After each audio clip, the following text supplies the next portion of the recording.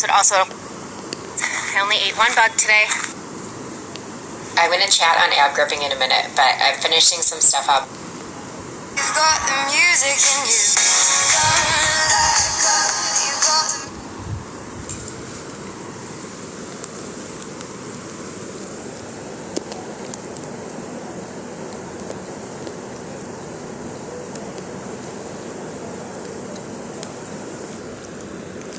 It's good for summer. I'm going to chat on ab gripping in a minute, but I'm finishing some stuff up on the computer. I only ate one bug today. That's good for summer. That means I was sucking big time wind through my mouth. Okay, ab gripping. I saw some comments before I left. I haven't had time to respond to them, but I want to elaborate on here anyways. Some people are like, well, why is this bad? Or how do I know? Okay, some telltale signs are people have like an actual visible crease below their ribs from tucking their ribs all the time. And often this is a habit because we don't feel comfortable with our belly or what we think it should look like.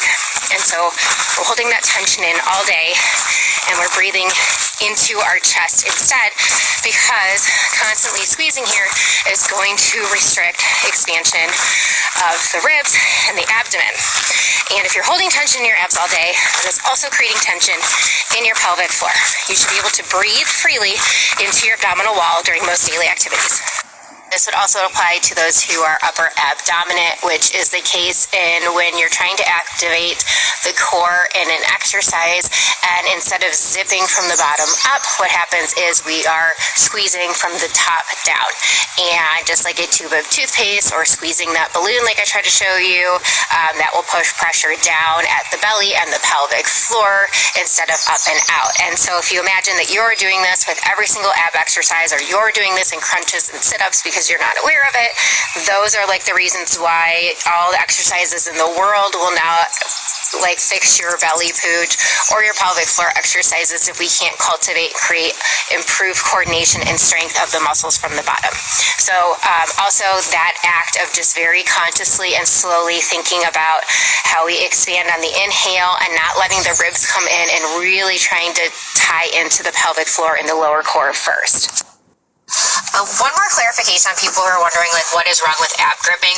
When we create a restriction here that restricts the diaphragm, there's kind of just that domino effect from there. If we're not getting the 360-degree breathing in all those directions, it usually ends up looking like more pure belly breathing, which is going to put pressure on the core and the pelvic floor and weaken it, and especially those who struggle with prolapse and leaking and such like that.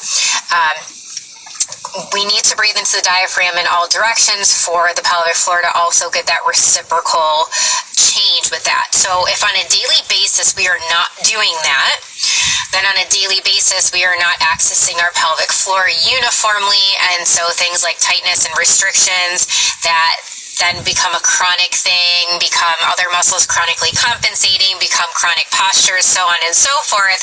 It just really is like this domino effect. And when you have a constant contraction of your abdominal wall, you are also constantly activating your pelvic floor, which we do not want. And if you're not going to be breathing into that abdominal wall and you're just chest breathing, that's usually going to end up like with those with a hypertonic pelvic floor and pelvic pain and constipation, and can be leaking. Leaking can go either way. And all of those things, because no muscle should be activated 24/7 or for the majority of the day. They all have full ranges of motion that they need to work through, because if they don't, just like keeping your shoulders to your neck, we're going to see other physical pain and problems that stem from that.